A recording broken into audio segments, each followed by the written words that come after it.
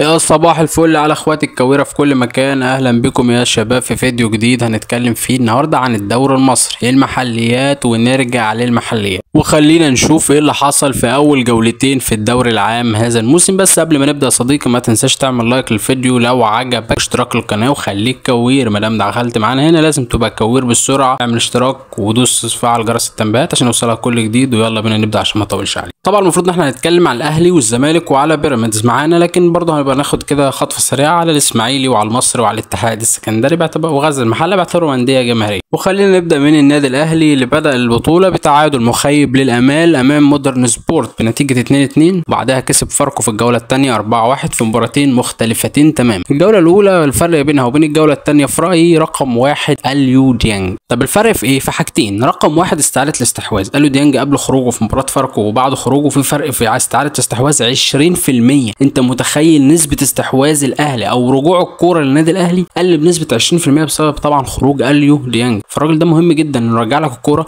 رقم 2 افساد الهجمات المرتده واللي كان واضح ضعفها جدا في مباراه مودرن سبورت. مودرن سبورت بدا المباراه بشكل دفاعي قوي جدا، فتالي كان بيحاول يلعب طبعا على الهجمات المرتده وانه ياخد الاخطاء، فطبعا ما كانش في حد بيقدر يفسد كل الكلام ده في المباراه الاولى، عشان كده قدروا يسجلوا في الاهلي هدفين. وما تسالش اصل هدف جه من كورنر، الكورنر ده اصلا كان هجمه فلو طلعت كورنر فبعد كده اتسجلت هدف، اذا هي كانت هجمه في البدايه. بصراحه برضو شايف ان اليو ديانج كان مؤثر جدا غيابه في المباراه دي وكان علامه استفهام كبيره. رقم 2 اشرف بن شرقي برضو في مباراه مودرن كان مهم جدا ان هو يبدا. الراجل جناح خط وانت بتلعب قدام تكتلات دفاعيه، فانت محتاج الراجل اللي يمسك الكوره، الراجل اللي هيحاول يلعب دايما على الخط مش هيخش العمق. تريزيجيه كان دايما بيحاول يدخل العمق، فده كان مؤثر بشكل سلبي قوي جدا عليه خلال المباراه. المباراه الثانيه هو صلح كل الاخطاء دي، وبصراحه دي تحسب له. الراجل صلح، الراجل لعب اليو ديانج من البدايه، لعب تريزيجيه ناحيه اليمين وجاب بن شرقي ناحيه الشمال، لعب زيزو، استغنى تماما عن قفشه اللي كان غير ظاهر تماما في المباراه الاولى وظهر بمستوى كارثي اقسم بالله. فطبعا كان لازم يغير وبالتالي اعتمد على احمد زايد زيزو كهو منشط اللعب بتاعه، والراجل ما خذلوش وسجل هدفين.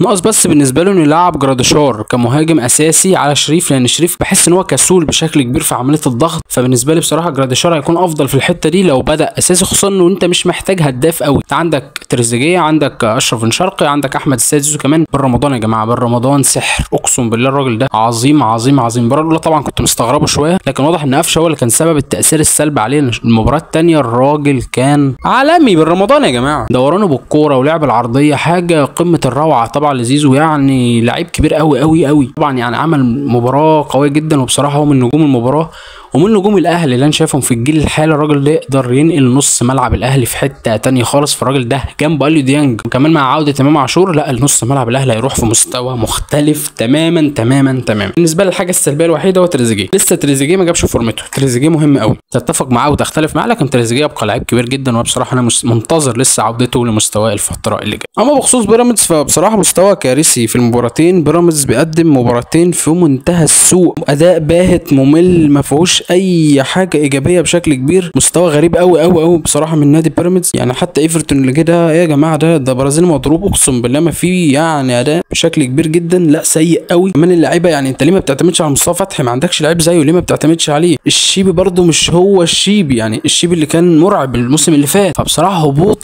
حاد في المستوى لمعظم اللعيبه. باتي توريه مختفي في المباريات، ما اعرفش يعني روتيتش برده هل خلاص ما بقاش قادر يكمل؟ ما اعرفش، لكن بصراحه مستوى سيء قوي، ويظهر دفع عصبيه اللعيبه وفي الطرد. لا الواضح واضح واضح ان بيراميدز في حاجه غريبه. لما لعب وليد دجله تعادل 0-0 طبعا في اول مباراه لعبوها، ثم فوز على الاسماعيلي بصعوبه بضربه ركنيه عن طريق مروان حمدي بصعوبه بالغه. يعني انت طول المباراه لو بصيت على هجمات بيراميدز مفيش حاجه، مفيش. الاسماعيلي مقفل فخلاص شكرا، مفيش حاجه، مفيش اي محاولات. فبصراحه مستوى برده غريب جدا جدا من نادي بيراميدز خلال اول مباراتين. مش هحكم عليهم طبعا دلوقتي، لكن بصراحه المستوى اللي بيقول ده لا، بيراميدز كمان ممكن يبعد بدري من المنافسه اللي بين الاهلي والزمالك. ممكن بيراميدز يبعد تماما عن المنافسه من بدري بصراحه لو كمل بنفس الاداء ده. الاسماعيلي فبشكل عام الاسماعيلي جيد جدا يا جماعه. اول مباراه تعادل سلبي مع بتروجيت، ثاني مباراه خساره من بيراميدز بصعوبه جدا في الدقيقه الاخيره. بصراحه الاسماعيلي عمل مباراه كويسه، ويعني ضيع اكتر من هجمه كان ممكن يستغلهم ويحقق فوز تاريخي على بيراميدز، او على الاقل انه يخرج بنقطه من المباراه. فبصراحه برده الاسماعيلي عمل مباراه جيده، وانا شايف الاسماعيلي مبشر ان شاء الله مع المدرب الجديد، ان شاء الله مع فتح القيد والتعاقدات اللي يحصل بعد كده، ان شاء الله الاسماعيلي هيقدر يقعد في الدوري هذا الموسم على الاقل. ده التارجت دلوقتي،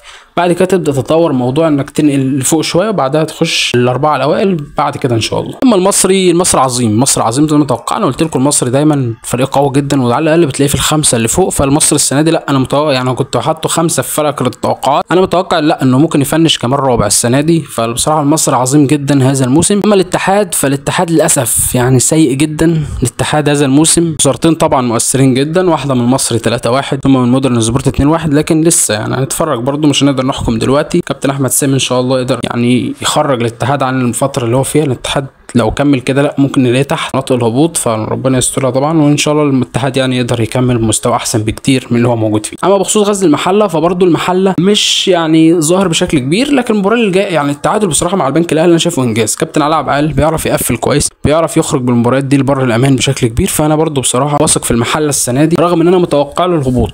للاسف يعني قبل الموسم توقعت له الهبوط، لكن لا يعني البدايه لا مبشره ممكن يقعد السنه دي برضه في الدوري ان شاء الله. اتوقع المحله ان شاء الله يقدر يقعد، لكن طبعا هيتشاف اكتر في المباراه الجايه، خصوصا انه هيلاعب النادي الاهلي. واخيرا معانا نادي الزمالك. نادي الزمالك اللي بدا بدايه كويسه جدا بالفوز على سيراميكا كليوباترا 2-0، هدف عالمي طبعا من ناصر ماهر، ثم الهدف العالمي اكثر واكثر من محمد شحاته، هدف عظيم جدا من نص الملعب. يعني ظهر في الزمالك في المباراه الاولى بشكل كويس، مش واو، لا سيراميكا كان بيضغط، سيراميكا كان بيحاول. فبرضه الزمالك ما ظهرش بمستوى خرافي، لكن الزمالك ظهر بمستوى محترم، عكس تماما المباراه الثانيه اقل بكتير. المباراه يمكن مع فرقه اقل اللي هي المقاولين، لكن فرقه اندر دوج هتلعب تحت هتقف لك، فانت حاول طبعا لك تخترق، فده ما كانش حصل لان الزمالك المباراه الاولى كانت رايحه جايه، كان في مساحات، كان في فيرود يقدر يروح، كان في وينج يقدر يخترق. كل الكلام ده ما كانش موجود ابدا في المباراه الثانيه، مع ان استبشرت بادم كايد خير، كان بعض اللمسات ليه كويسه برضه حتى في مباراه المقاولين، لكن برضه لسه مش هو ده الوينج الواو. لكن هو حتى الان هو اكتر لاعب مبشر. كمان اللاعب البرازيلي اللي نزل في نهايه المباراه برضه لمسات توضح انه لاعب كويس. هنشوف الفتره الجايه، لكن تحديدا ادم كايد اللاعب البرازيلي يمكن كويسين شويه. شيكو بانزا لسه عليه علامات استفهام كبيره جدا،